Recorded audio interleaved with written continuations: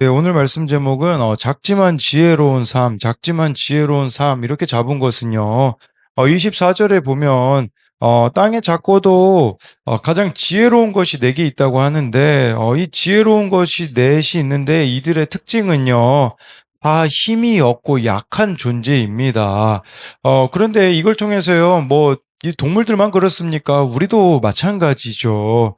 예, 우리도 힘이 없고 약하지만 작지만 그럼에도 불구하고 동물들이 그런 약함에 머물지 않고 지혜로운 삶을 살아가듯이 우리 또한 약함에만 머물지 않고 하나님 안에서 어떻게 지혜롭게 살아갈 수 있을지를 오늘 말씀을 통해서 살펴보겠습니다. 첫 번째로는요, 작지만 지혜로운 삶은 자취를 드러내며 질서에 순종하는 것입니다. 18절부터 20절인데요.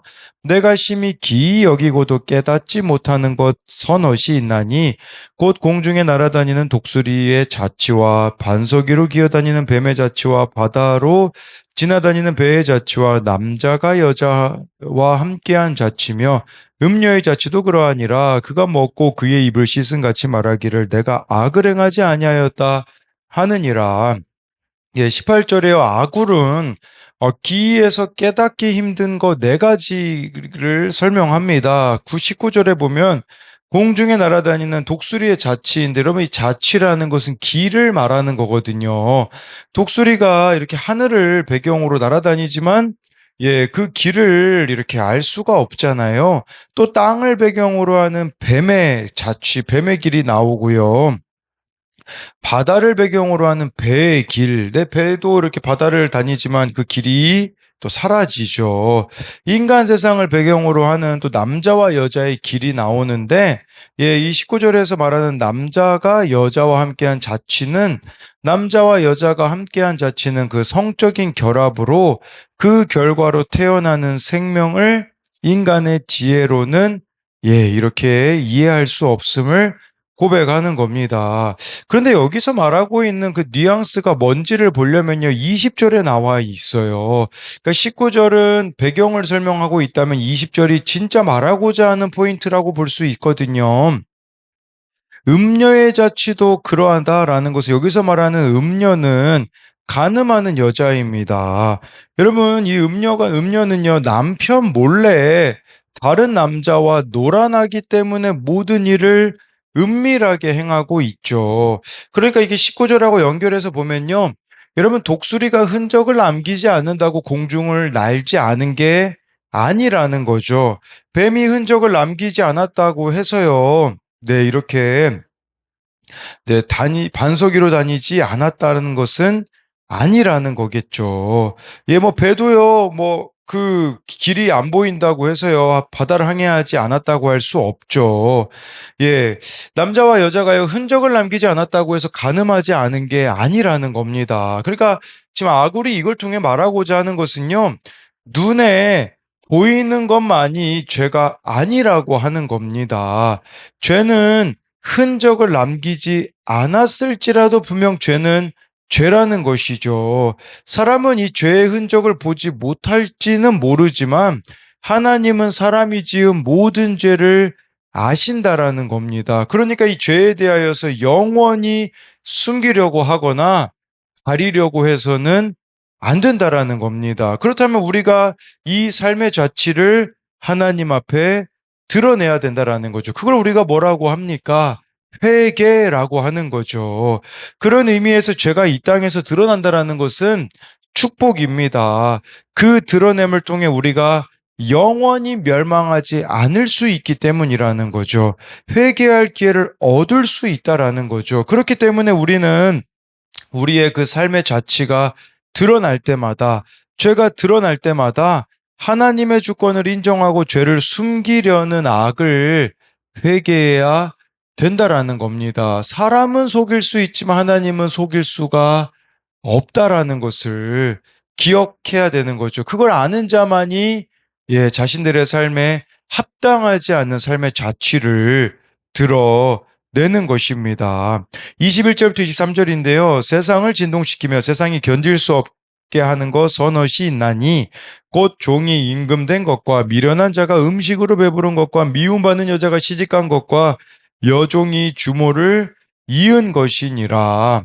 예, 여기 세상을 진동시키며 견딜 수 없게 하는 것이 선엇이 있다고 하는데요. 아주 쉽게 말씀드리면 창조 질서를 어기는 것들이 있다라고 이해하시면 됩니다. 하나님이 다 정하신 질서가 있는데 그것을 어기기 때문에 세상을 진동시키고 견딜 수 없게 한다라는 거겠죠. 그래서 창조 질서를 파괴하는 그 예시가 나오는데 22절에 종이 임금이 되는 거라고 합니다.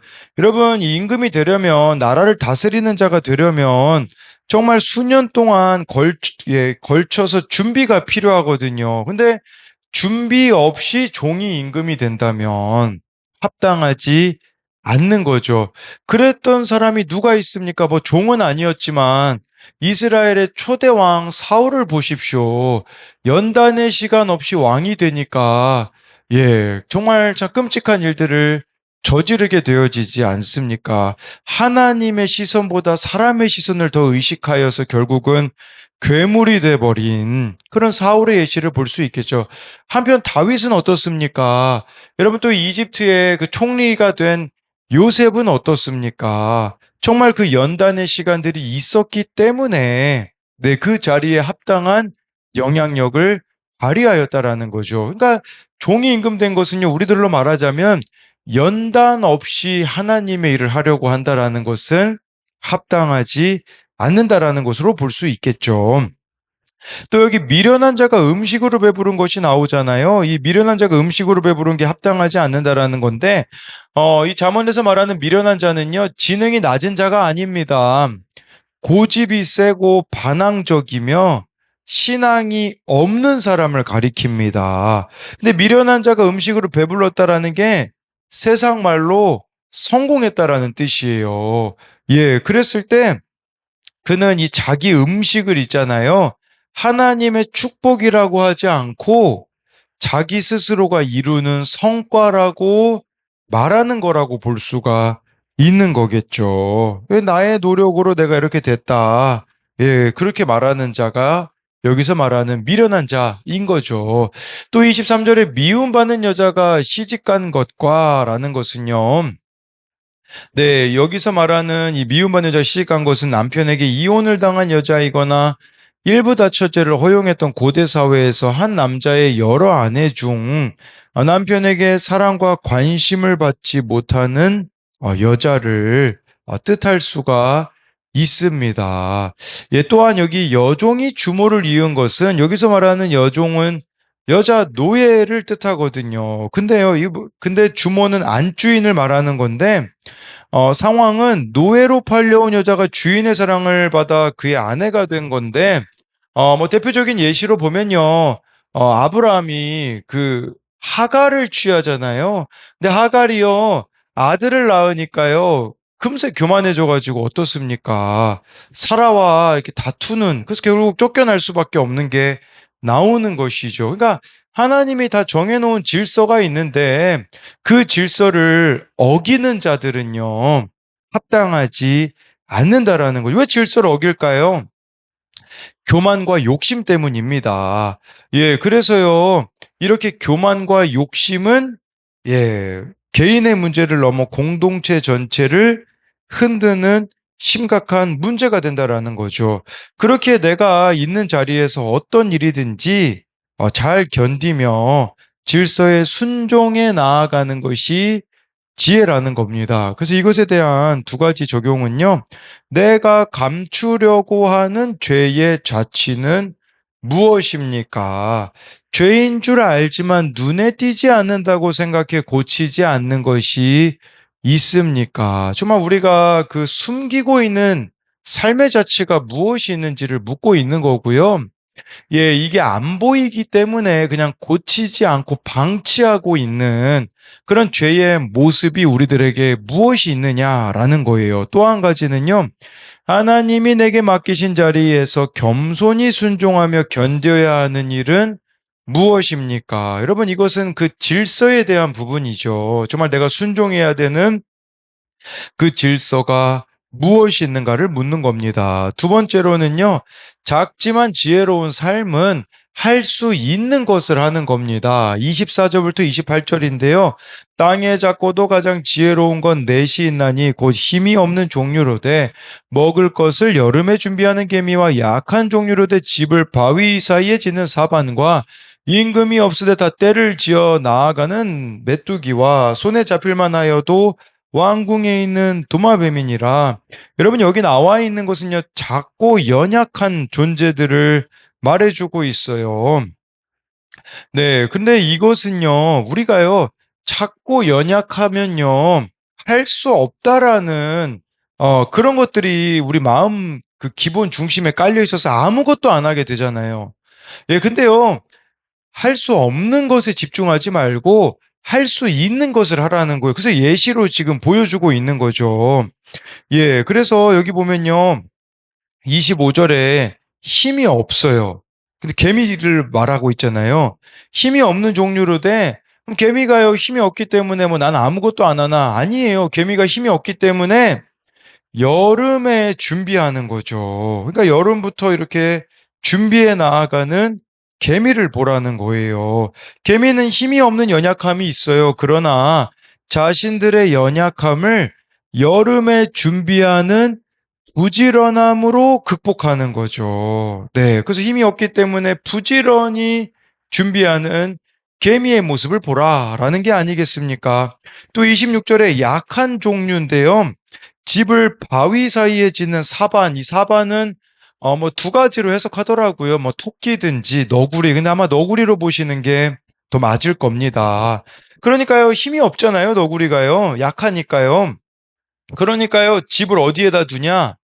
큰 동물들이 접근할 수 없는 화위 사이에 안전히 거하는 것이죠. 예, 그래서 자신의 약점을 보완하는 이런 사반의 모습이 여기에 나타나 있는 것입니다. 네, 그래서 이렇게 보완해야 될 점들에 대하여서는 보완해 하자라는 거죠. 예, 또 27절에 보면요.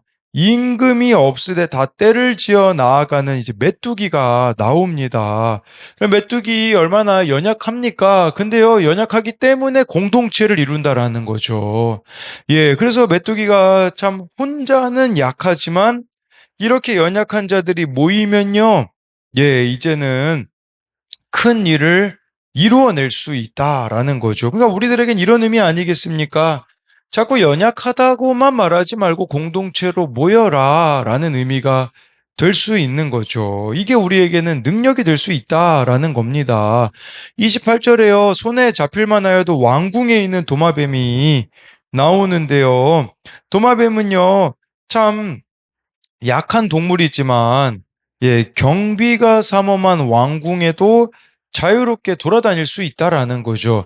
이 도마뱀에 대해서는요, 그 청소년용 큐티 묵상 간증에 보면 이런 해석이 나오더라고요.